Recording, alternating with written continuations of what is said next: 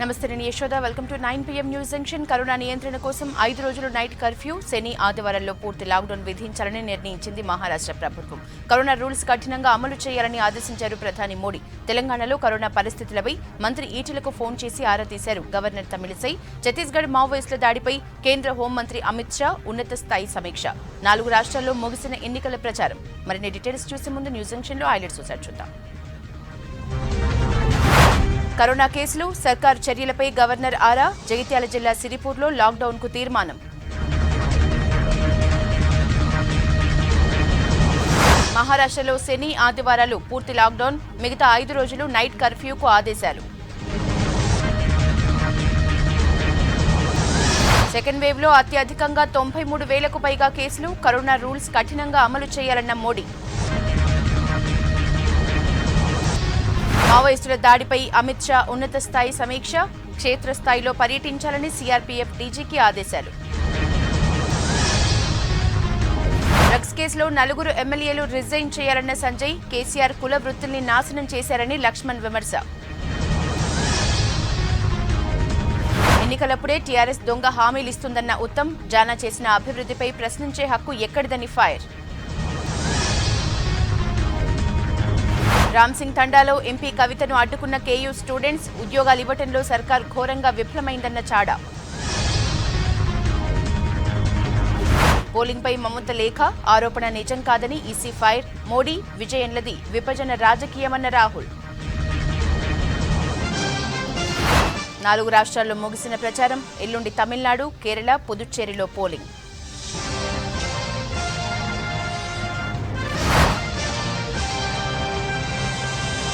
హైదరాబాద్ ను అడ్డాగా చేసుకుని టీఆర్ఎస్ ఎమ్మెల్యేలు డ్రగ్స్ దందా చేయడం సిగ్గుచేటన్నారు బీజేపీ రాష్ట్ర అధ్యక్షుడు బండి సంజయ్. డ్రగ్స్ కేసులో ఉన్న 4 ఎమ్మెల్యేలు ఎవరో సీఎం కేసీఆర్ బయటపెట్టాలని డిమాండ్ చేశారు.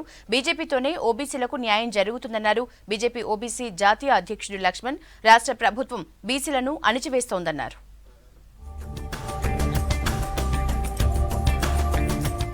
డ్రగ్స్ కేసుపై సీఎం ఎందుకు స్పందించడం లేదని ప్రశ్నించారు బీజేపీ రాష్ట్ర అధ్యక్షుడు బండి సంజయ్. డ్రగ్స్ కేసులో ఉన్న ఎమ్మెల్యేలతో వెంటనే రాజీనామా చేయించాలని డిమాండ్ చేశారు. సీఎంతో పాటు టీఆర్ఎస్ ఎమ్మెల్యేలు రక్త పరీక్షలకు సిద్ధమా అని సవాల్ విసిరారు. ప్రధాని మోడీతోనే ఓబీసీల సంక్షేమం సాధ్యమన్నారు బీజేపీ ఓబీసీ మోర్చా జాతీయ అధ్యక్షుడు లక్ష్మణ్. కేసీఆర్ సర్కార్ బీసీలను అణచివేస్తుందన్నారు. మల్కాజిగిరిలో జరిగిన బీజేపీ ఓబీసీ మోర్చా రాష్ట్ర కార్యవర్గ సమావేశంలో బండి సంజయ్, లక్ష్మణ్, ఇతర బీజేపీ నేతలు పాల్గొన్నారు. మీ ఎమ్మెల్యేలందరికీ రక్త పరీక్ష చేయించు. ఎంతమంది సిద్ధమా రాష్ట్ర ముఖ్యమంత్రి స్పష్టం చేయాలి. 4 ఎమ్మెల్యేలు ఉన్నారట డ్రగ్స్ కేసులో. నేను చాలా విస్తున్నా బిడ్డ, మేము రక్తం నమూనా పరీక్ష చేసుకుంటాం. మరి టీఆర్ఎస్ పార్టీ సిద్ధమా, రాష్ట్ర ముఖ్యమంత్రి సిద్ధమా రక్త పరీక్ష నీతో పాటు నీ ఎమ్మెల్యేలు చేసుకోవడానికి? రా, ఛాలెంజ్ స్వీకరించు. ఆ 4 ఎమ్మెల్యేలు ఎవరో బయట పడకముందే రాష్ట్ర ముఖ్యమంత్రి గారికి తెలుసు. వెంటనే వాళ్ళతో రాజీనామా చేయించు, వాళ్ళని నేరుగా లొంగిపోమని చెప్పు. ఏ పార్టీ అయినా ప్రధానమంత్రి చేయగలిగిందా? ఒక బీసీని, మా బీసీల విద్యలకు రిజర్వేషన్ ఇస్తారా లేదా, లేకపోతే మీ పదవులు పీకేస్తాం, ఊడగొడతామంటే 13% ఉండేటువంటి రిజర్వేషన్లు ఏకంగా ఇవాళ 21% ఇవాళ రిజర్వేషన్లు పొందుతున్నారంటే బీసీ బిడ్డలు. అది నరేంద్ర మోడీ చొరవ. రాష్ట్రంలో బీసీల పరిస్థితి దారుణంగా తయారైందన్నారు జాతీయ బీసీ కమిషన్ సభ్యులు ఆచారి. బీసీలను అణచివేసే కుట్ర జరుగుతుందన్నారు. ప్రభుత్వ అండతో బీసీలకు అన్యాయం చేసేవారిపై చర్యలు తప్పవని హెచ్చరించారు. రాష్ట్రంలో ఒక్క బీసీ మంత్రి కూడా బీసీల కోసం మాట్లాడే పరిస్థితి లేదన్నారు. సామాజిక న్యాయం బీజేపీతోనే సాధ్యమన్నారు బీజేపీ నేత, మాజీ ఎమ్మెల్సీ రామచంద్రరావు. రాష్ట్ర ప్రభుత్వం కులాల మధ్య చిచ్చు పెడుతుందని ఆరోపించారు. ఈ రాష్ట్రంలో బీసీల పరిస్థితి అగమ్య గోచరంగా ఉంది. 7 సంవత్సరాల కాలంలో ముఖ్యమంత్రి బీసీలని అణచివేయాలని, ఆర్థికంగా, సామాజికంగా, రాజకీయంగా వాళ్ళని అభివృద్ధి చేయకూడదని ఆయన మనసులా ఒక నిర్ణయం తీసుకున్నాడు. ఈరోజు ఓబీసీ కమిషన్ ఏర్పాటు చేసి దానికి రాజ్యాంగ భద్రత ఇచ్చి ఈరోజు ఓబీసీలకు న్యాయం జరగాలి అనే దిశలో ఈరోజు ఓబీసీ కమిషన్ పెట్టడం జరిగింది. కేంద్ర ప్రభుత్వం నుంచి వచ్చే ఓబీసీ పథకాలను కూడా ఈరోజు రాష్ట్రంలో ఓబీసీలకు అందకుండా చేస్తున్నది. ఆయుష్మాన్ భారత్ మొన్న ప్రవేశపెట్టారు. ఆ పథకాల్ని పేరు మార్చి ఇతరులకు పంపిస్తా ఉన్నారు. ఖమ్మం కార్పొరేషన్ డివిజన్ల పునర్విభజన సరిగా లేదన్నారు బీజేపీ మాజీ ఎమ్మెల్యే చింతల రామచంద్రారెడ్డి. అధికారులు టీఆర్ఎస్ కు అనుకూలంగా వార్డుల విభజన చేస్తున్నారని ఆరోపించారు. ఖమ్మంలో జరిగిన కార్పొరేషన్ ఎన్నికల సన్నాహక సమావేశానికి రామచంద్రారెడ్డి హాజరయ్యారు. ఖమ్మం కార్పొరేషన్లో జరుగుతున్నటువంటి 50 డివిజన్ల యొక్క 60 డివిజన్లుగా మార్చడము, తప్పుల తడకతోని ఇంతకుముందు ఉన్నటువంటి ఒక పోలింగ్ బూత్ని 5 పోలింగ్ బూత్లలో మార్చడము, డివిజన్ల యొక్క రీకాన్స్టిట్యూట్ ఏదైతే చేస్తున్నారో కార్పొరేషన్ని భారతీయ జనతా పార్టీ కైవసం చేసుకోవడం ఖాయము. రాష్ట్రంలో బీజేపీ అధికారంలోకి రావాలంటే బీసీలంతా ఒక్కటి కావాలన్నారు నేతలు. బీసీ సంక్షేమంపై 32 డిమాండ్లతో సీఎంకు లెటర్ రాసినా పట్టించుకోవటం లేదన్నారు. రాష్ట్రంలో మళ్లీ కరోనా కేసుల సంఖ్య పెరుగుతోంది. గడిచిన 24 గంటల్లో 1321 కేసులు నమోదయ్యాయి. ఇవాళ నిజామాబాద్ జిల్లాలో 79, ఆదిలాబాద్ జిల్లాలో 69, కొమరం భీం జిల్లాలో 4 పాజిటివ్ కేసులు నిర్ధారించారు. కరోనా కేసులు పెరుగుతుండటంతో మంత్రి ఈటెల రాజేందర్ కు ఫోన్ చేసి వివరాలు అడిగి తెలుసుకున్నారు గవర్నర్ తమిళిసై.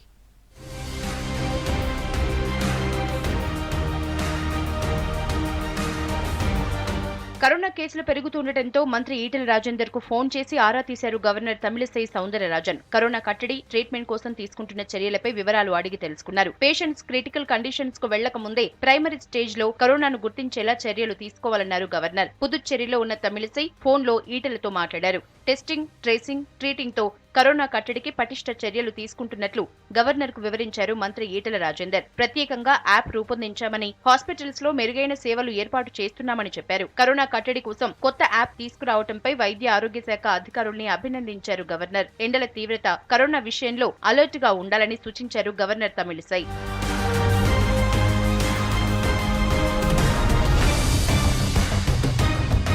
రాష్ట్రంలో కరోనా కేసులు భారీగా పెరుగుతున్నాయి. గడిచిన 24 గంటల్లో రాష్ట్ర వ్యాప్తంగా 1321 కొత్త కేసులు నమోదయ్యాయి. ఇవాళ నిజామాబాద్ జిల్లాలో 79 కేసులు నమోదయ్యాయి. 15 రోజుల వ్యవధిలోనే నిజామాబాద్ జిల్లాలో 927 మందికి పాజిటివ్ వచ్చింది. కొమరం భీం జిల్లాలో 4 పాజిటివ్ కేసులు నమోదయ్యాయి.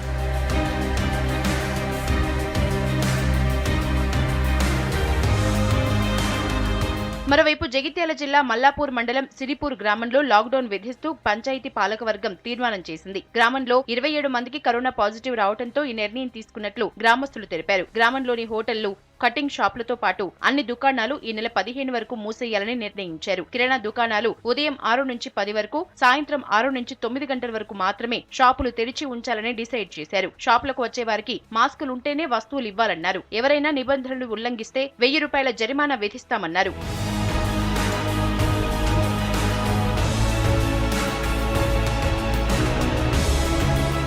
యాదాద్రి జిల్లా ఆలేరు మండలం రాఘవపురంలో కరోనాపై అవగాహన కల్పిస్తూ అందరికీ ఆదర్శంగా నిలుస్తోంది 5వ తరగతి విద్యార్థిని సంధ్య. స్కూల్తో పాటు ఊర్లో ఇంటింటికి తిరిగి మాస్క్ పెట్టుకోవాలని సూచిస్తోంది. మాస్క్ పెట్టుకోనోళ్లకు కరోనా తీవ్రతపై వివరించి మరీ మాస్క్ పెట్టుకునేలా అవగాహన కల్పిస్తోంది చిన్నారి.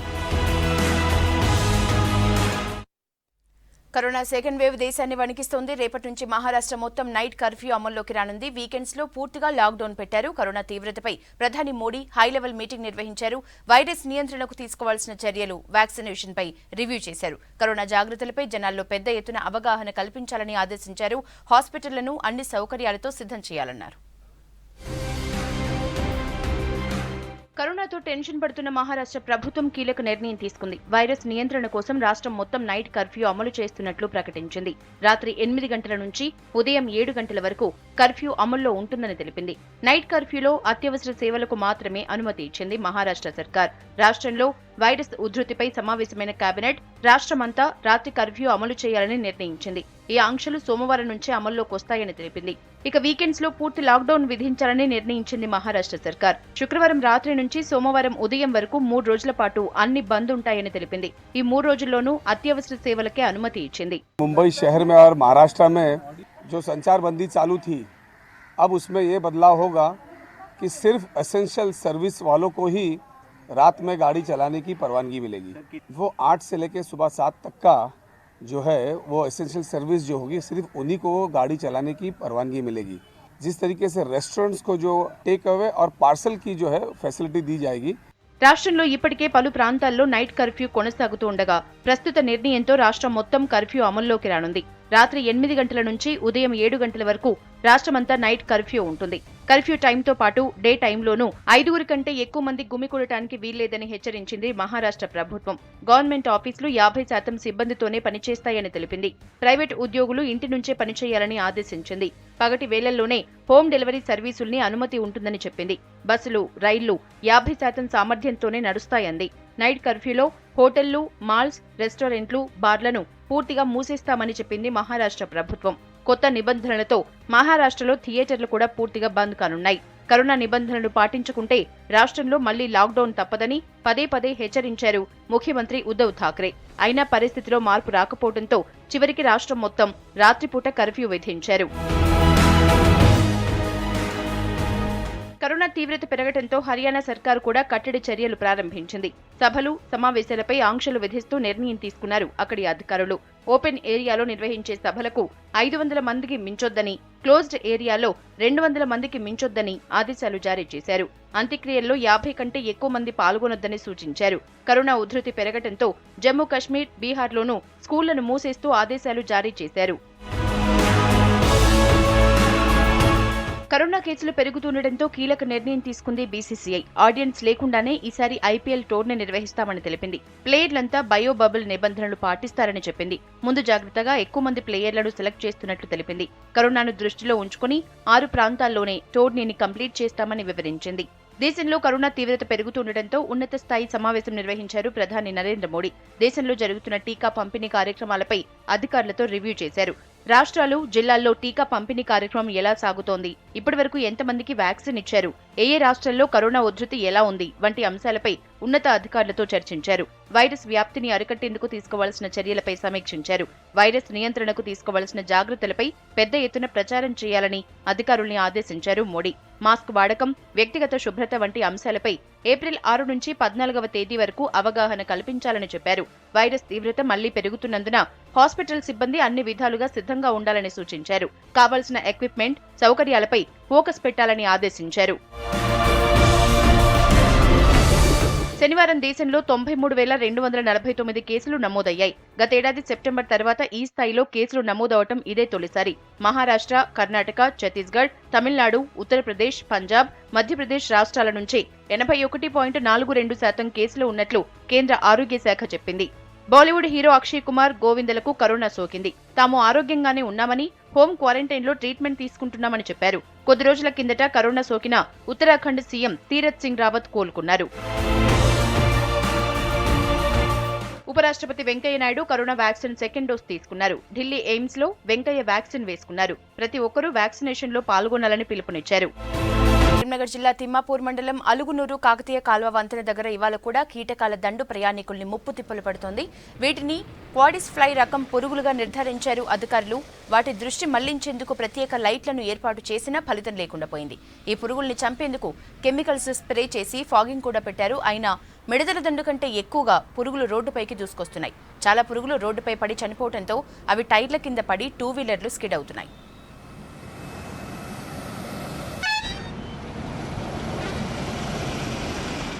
కి మనం ఇవాళ అటువైపు చూసుకున్నట్లయితే మనం లైట్స్ పెట్టించడం జరిగింది. అయినప్పటికీ ఇవి ఇంకా భారీ సంఖ్యలో ఉన్నాయి. ఇవాళ మనం ఏదైతే అనుకున్నామో స్ప్రేయింగ్ ఆపరేషన్స్ అనేది టేకప్ చేయలేకపోయినాం. ఈ పక్కన చెట్ల మీద మనం స్ప్రేయింగ్ ఆపరేషన్స్ కూడా ఒకటి ఏదైతే మనకి ఇవన్నీ ఇన్సెక్ట్స్ని హార్బర్ చేసే వాటి మీద స్ప్రేయింగ్ ఆపరేషన్స్ అనేది చేద్దాం అనుకున్నాం. అది కుదరలేదు. రేపటి వరకు చేయిస్తారనుకుంటున్నాను. కొంత మేరకు మనకు అటువైపు చూసుకున్నట్టయితే డైవర్షన్ అయినాయి. ఇంకా ఈ సంఖ్య భారీ ఎత్తున ఉంది. ఈ 2-3 రోజులు బెంగాల్ మినహా మిగతా రాష్ట్రాల్లో ప్రచారం ముగిసింది. చివరి రోజు ప్రచారంలో జోరు చూపించారు లీడర్లు. 5 రాష్ట్రాల్లో తమదే ఆధిపత్యం అన్నారు బీజేపీ చీఫ్ జేపీ నడ్డా. దేశ ప్రజలకు ఇక బీజేపీని భరించే ఓపిక లేదన్నారు రాహుల్ గాంధీ. బెంగాల్లోకి గుజరాత్లీలను రానివ్వబోమన్నారు మమతా బెనర్జీ. కాంగ్రెస్ పని అయిపోయిందన్నారు కేంద్ర హోంమంత్రి అమిత్ షా. అభివృద్ధి జరగాలంటే అది బీజేపీతోనే సాధ్యమన్నారు. అధికారంలోకి వచ్చేందుకు కాంగ్రెస్ ఎంతకైనా దిగజారుతుందన్నారు. కాంగ్రెస్ పెట్టుకుంటున్న పొత్తులు చూస్తే అది అర్థమవుతుందన్నారు. అస్సాంలో ఎన్నికల ప్రచారానికి వెళ్లిన అమిత్ షా ఛత్తీస్గఢ్ ఎదురు కాల్పుల ఘటనతో ప్రచారం చేయకుండానే ఢిల్లీ వెనుదిరిగారు. तो मेरी आप सबसे विनम्र अपील है कि हेमंत जी को प्रचंड बहुमत के साथ आप जिताइए, मोदी जी के हाथ मजबूत करिए, भारतीय जनता पार्टी को मजबूत करिए और फिर से एक बार आसाम में भारतीय जनता पार्टी की सरकार बनाइए. ఎన్నికలు జరగబోయే 5 రాష్ట్రాల్లోనూ బీజేపీ ఆధిపత్యం స్పష్టంగా చూస్తారన్నారు ఆ పార్టీ జాతీయ అధ్యక్షుడు జేపీ నడ్డా. ఏఐడీఎంకేతో కలిసి తమిళనాడులో ప్రభుత్వాన్ని ఏర్పాటు చేయబోతున్నామన్నారు. బెంగాల్లో 2 ఫేజ్ల ఎన్నికలు చూస్తే విక్టరీ తమదే అని అర్థమవుతోందన్నారు. అస్సాంలోనూ అధికారాన్ని నిలబెట్టుకుంటామన్నారు నడ్డా. కేరళలో తమ మద్దతుతోనే ప్రభుత్వం ఏర్పాటు అవుతుందన్నారు. కేంద్ర మంత్రి కిషన్ రెడ్డితో కలిసి తమిళనాడులో మీడియాతో మాట్లాడారు నడ్డా. అంతకుముందు పుదుచ్చేరిలో ఎన్నికల ప్రచారం చేశారు. దర్భరానీశ్వర టెంపుల్లో పూజలు చేశారు.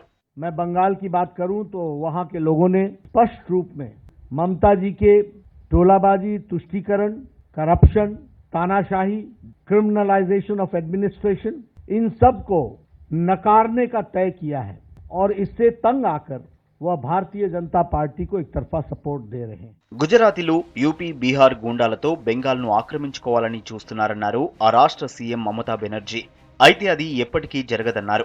బెంగాల్లో మత కల్లోలాలు సృష్టించాలని బీజేపీ చూస్తోందని ఆమె ఆరోపించారు. రైతుల విషయంలో బీజేపీవి మాటలు తప్ప చేతలు లేవన్నారు. హౌరాలో జరిగిన బహిరంగ సభలో మాట్లాడారు మమత. বিজেপি একটা মিটিংয়ে 5.5 কোটি টাকার স্টেজ হয়, সে একেবারে পুরো পাকা বাড়ির মতো এয়ার কন্ডিশন করা এমন স্টেজ যে আমাদের এই ছোট্ট পার্টির পক্ষে আমাদের এতটা মানুষকে কমফোর্ট দিতে আমরা পারি না. బెంగాల్ సీఎం మమతా బెనర్జీ చేసిన ఆరోపణలపై విచారణకు సిద్ధమైంది కేంద్ర ఎన్నికల సంఘం. బెంగాల్లో సెకండ్ ఫేజ్ పోలింగ్ సజావుగా జరగలేదని ఆరోపణలు చేశారు మమత. నందిగ్రామ్లోని ఓ పోలింగ్ బూత్ కు వెళ్లిన మమత ఎన్నికలు సరిగా జరగట్లేదంటూ కేంద్ర ఎన్నికల సంఘానికి లెటర్ రాశారు. దీనిపై స్పందించిన ఈసీ ఆమె చేస్తున్న ఆరోపణలు వాస్తవానికి దూరంగా ఉన్నాయని తెలిపింది. బెంగాల్లో 900 కోట్ల రూపాయల కోల్ స్కామ్ జరిగిందని ఆరోపించారు బీజేపీ లీడర్ సువేందు అధికారి. స్కామ్లో రాష్ట్ర ప్రభుత్వం, సీఎం మమతా బెనర్జీ పాత్ర ఉందన్నారు. ఆ 900 కోట్ల రూపాయలు మమతా బెనర్జీ మేనల్లుడుకు చేరినట్లు తమ దగ్గర ఆధారాలున్నాయన్నారు. కోల్ స్కామ్ కేసులో మమత జైలుకు వెళ్లడం ఖాయమన్నారు సువేందు అధికారి. బీజేపీ ప్రభుత్వం ఏర్పడ్డాక యూపీ గూండాలకు పట్టిన గతే Bengal TMC గూండాలకు పడుతుందన్నారు UP CM Yogi Adityanath.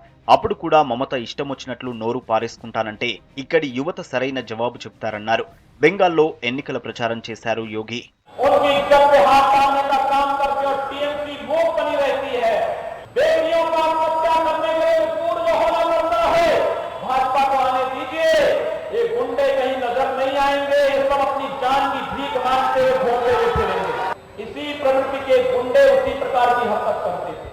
బీజేపీని భరించే ఓపిక దేశ ప్రజలకు లేదన్నారు కాంగ్రెస్ ఎంపీ రాహుల్ గాంధీ. కేరళ నుంచే బీజేపీ పతనం మొదలు కాబోతోందన్నారు. చివరి రోజు కేరళలో ఎన్నికల ప్రచారం చేశారు రాహుల్. కాంగ్రెస్ మద్దతుతో కేరళలో యూడీఎఫ్ ప్రభుత్వాన్ని ఏర్పాటు చేయబోతోందన్నారు.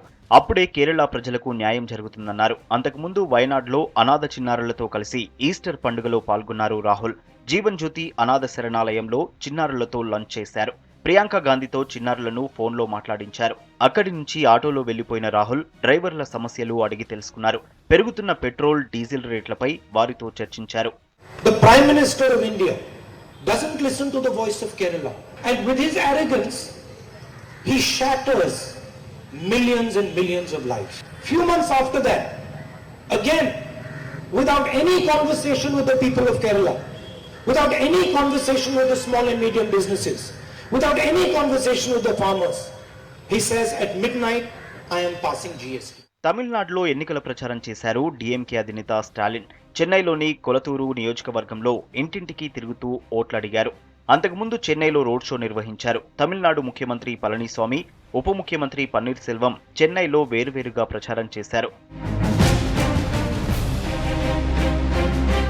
కేంద్రపాలిత ప్రాంతం పుదుచ్చేరి, కేరళ, తమిళనాడు రాష్ట్రాల్లో ఎన్నికల ప్రచారం ముగిసింది. ఈ 3 రాష్ట్రాల్లో ఏప్రిల్ 6న ఒకే ఫేజ్లో ఎన్నికలు జరగనున్నాయి.